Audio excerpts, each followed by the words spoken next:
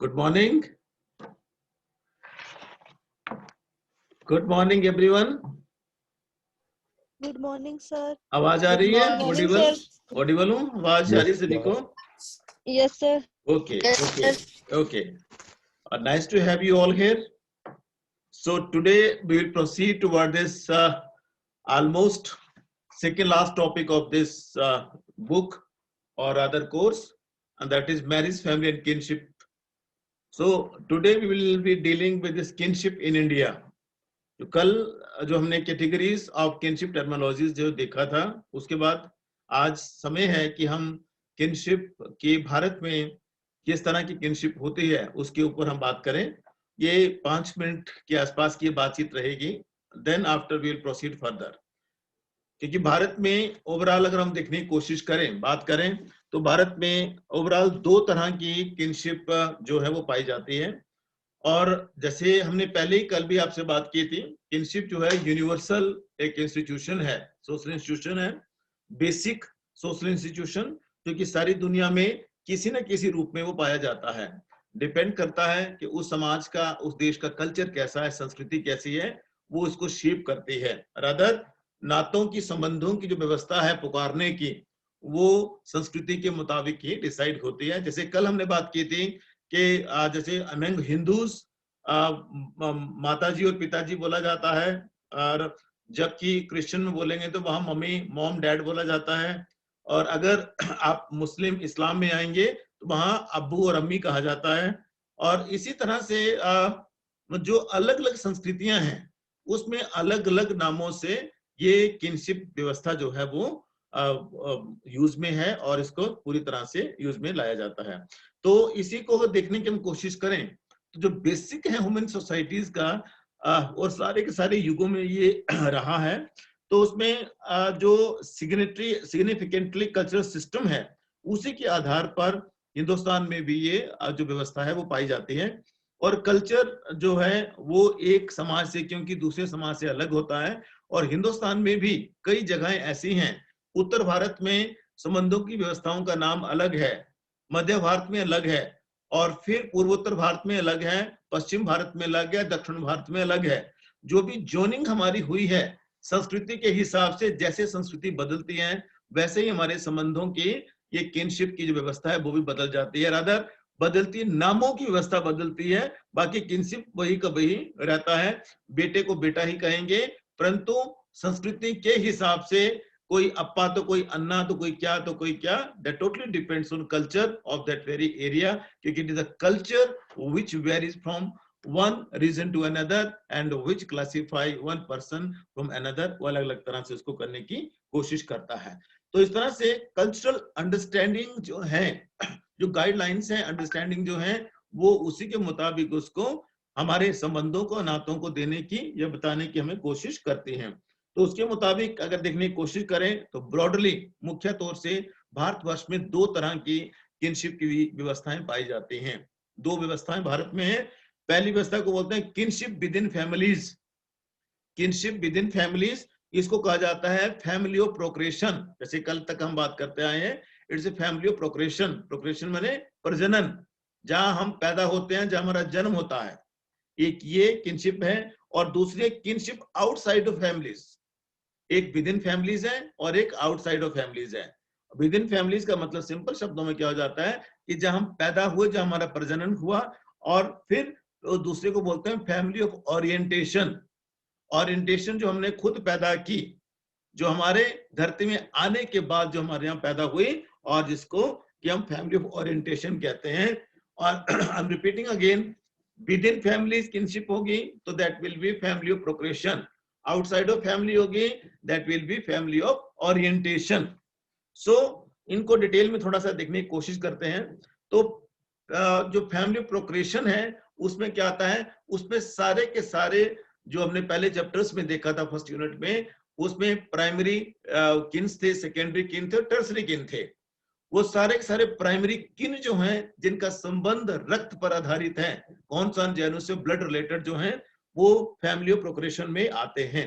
Primary Keynes सारे के सारे, और जिसमें की intra family relationship, husband wife की वजह से जो आगे और जो पैदा होगा, माता पिता है, हस्बैंड वाइफ है, बच्चे हैं और सन है, डॉटर है, भाई हैं, बहनें हैं, वो सारा का सारा फादर सन एक्सेट्रा, ये nuclear family as well as joint family में जो भी एक ही परिवार में रहेंगे और फैमिली के प्रोक्रेशन की वजह से, प्रजनन की वजह से एक दूसरे के साथ उसी फैमिली में रहेंगे, उसे हम फैमिली ऑफ प्रोक्रेशन कहते हैं।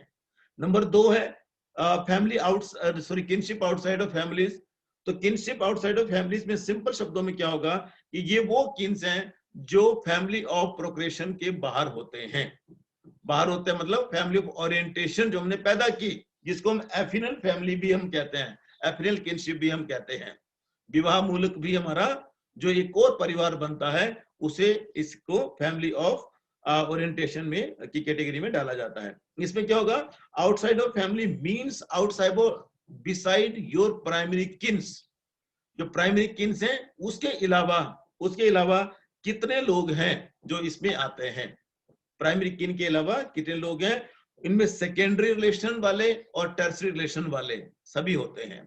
सेकेंडरी रिलेशन भी और टर्सरी रिलेशन भी इसमें सभी होते हैं। और उसमें मॉर्डॉक करके एक एंथ्रोपोलॉजिस्ट हुए हैं, उन्होंने ये कहा है कि हर प्राइमरी रिलेशन के 8 और सेकेंडरी के 13 जो 33 रिलेटिव जो होते हैं वो एक होते हैं। हर प्राइमरी जो रिलेशन है, जैसे मैं हूं तो मेरे 8 सेकेंडरी होंगे और 33 मेरे टर्सरी रिलेशन होंगे मिनिमम। तो एक व्यक्ति विशेष का जो जमावड़ा, जो किनशिप हमने शब्द यूज किया था स्टार्टिंग में, वो यही है कि कैसा संबंधों का जमावड़ा है जिसमें बहुत सारे संबंधी एक साथ एक व्यवस्था के अंदर आते हैं। और वो व्यवस्था प्राइमरी संबंधों की है, वो व्यवस्था सेकेंडरी संबंधों की है, वो व्यवस्था टर्सरी संबंधों की है। प्राइमरी संबंधों वाली व्यवस्था को हिंदुस्तान में क्या कहते हैं, फैमिली ऑफ प्रोक्रेशन, प्रजनन, ब्लड रिलेटेड। और दूसरा जो फैमिली ऑफ ओरिएंटेशन है, उसमें सेकेंडरी किन भी और टर्सरी किन भी आते हैं। मुर्डोक के अनुसार जो सेकेंडरी किनों की जो संख्या है एक व्यक्ति की, वो 8 है, जो कि टर्सरी किन्स की संख्या जो है, तृतीयक संबंधी हम जिसको बोलते हैं, तृतीयक संबंधी 33 होते हैं। कितना हो गया, 8 और 33, 41 संबंध जो है एक व्यक्ति विशेष के सेकेंडरी और टर्सरी, रादर हम जिसको ये बोले कि फैमिली ऑफ ओरिएंटेशन में वो आते हैं, फैमिली ऑफ ओरिएंटेशन में वो आते हैं।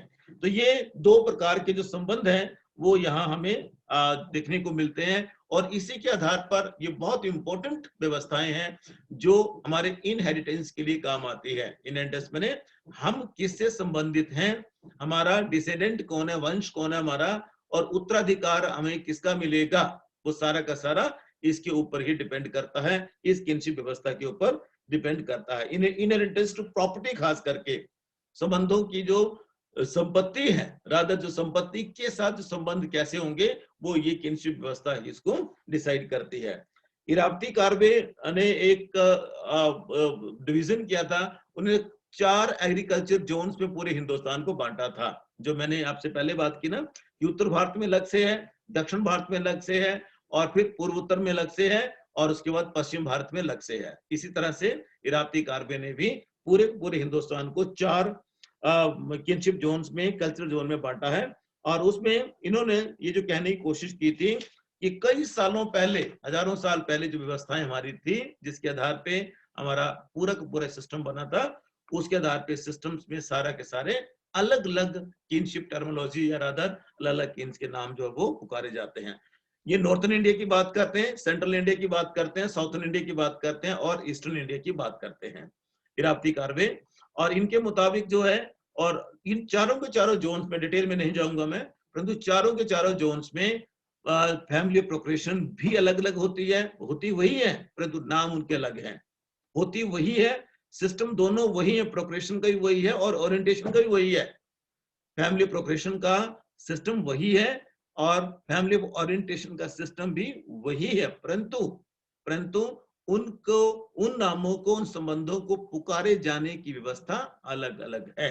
पुकारे जाने की व्यवस्था अलग अलग, क्योंकि मैंने पहले कहा कि पुकारे जाने की व्यवस्था, नाम लेने की जो व्यवस्था है वो कल्चरल रूटेड होती है। कल्चर रूटेड, मेरा कल्चर क्या है उसके मुताबिक ही मैं किसी को उस नाम से बुलाऊंगा। किसी, आपका कल्चर क्या है, आप अपने नाम से उसको बुलाएंगे। जैसे इजी अम्मा, इजी आप क्या बोलते हैं ऊपर, अगर गद्दी में बोलेंगे तो इजी माँ के लिए है, और पापा के लिए क्या बोलते हैं? पापा के लिए क्या बोलते हैं गदियाड़ी में? किसी को कोई पता नहीं है। कोई कोई स्वीकार नहीं करेगा कि मैं गद्दी हूं। ये विडंबना है सबसे बड़ी, सबसे बड़ी विडंबना ये है। चुराहा में सर जाएंगे, बाबा बोलते हैं, बाबा। बाबा बोल देना ऐसे, यस सर। बाबा और इजी। तो ये मतलब चंबा से सिर्फ और सिर्फ निशा का घर है गहरा में, यहाँ से 30 किलोमीटर दूर। तो 30 किलोमीटर में ही हमारी जो किनशिप टर्मिनोलॉजी वो चेंज हो जाएगी।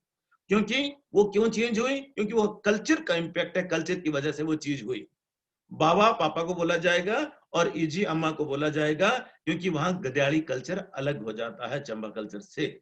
उसी तरह से अगर आप यहाँ चुरा साइड चले जाएंगे वहां अलग से बोलेंगे, अगर आप भरमौर पांगी चले जाएंगे तो अलग बोलेंगे, भटियात चले जाएंगे तो अलग बोलेंगे, क्योंकि it is the influence of culture. ये इंपैक्ट है कल्चर का। कोई मैं तू करके बात करते हैं अपने मम्मी पापा से, एंड दे डोंट माइंड, वो बॉदर नहीं करते। क्यों? क्योंकि वो उनकी संस्कृति का हिस्सा है। पंजाबियों के साथ आप बात करेंगे तो हर बात पे गाली देंगे वो, और जो हमें लगता है कि मुआड़ी दे रहा है, ये गाली दे रहा है, उसका सर फाड़ दें, परंतु वो उनके कल्चर का हिस्सा है। They don't mind, they don't bother rather what they are saying, what they are saying. तो ये इस तरह से राप्ती कार्बे ने इसको अलग अलग से कहने की कोशिश की, चाहे नॉर्दर्न पार्ट था और चाहे वो ये क्या बोलते हैं सेंट्रल पार्ट है। जैसे नॉर्दर्न पार्ट में पंजाबी, हिंदी, सिंधी, असमी और साथ में बिहारी, बंगाली, नेपाली, ये सारे के सारे जो सिस्टम है यहाँ है। और जबकि इसकी सेंट्रल इंडिया की बात करें तो यहाँ राजस्थान है, गुजराती है, काठवाड़ी है, छत्तीसगढ़ी है, उड़ीसा की है, उड़ीसी है और महाराष्ट्र। ये कई लैंग्वेज है, राजस्थानी है, गुजराती है, कठवाड़ी है, ओरिया है, मराठी है। ये सारे के सारे इनके मुताबिक अलग अलग से सारी सारी व्यवस्थाएं हमें देखने को मिलती हैं। देन अगर साउथ इंडिया की बात कर दें तो साउथ इंडिया में आंध्रा है, कर्नाटका है, तमिलनाडु है, केरला है और दूसरे रीजन आते हैं, और उसमें भी दोनों फैमिली ओरिएंटेशन में और फैमिली प्रोग्रेशन में दोनों में फर्क है, अंतर है।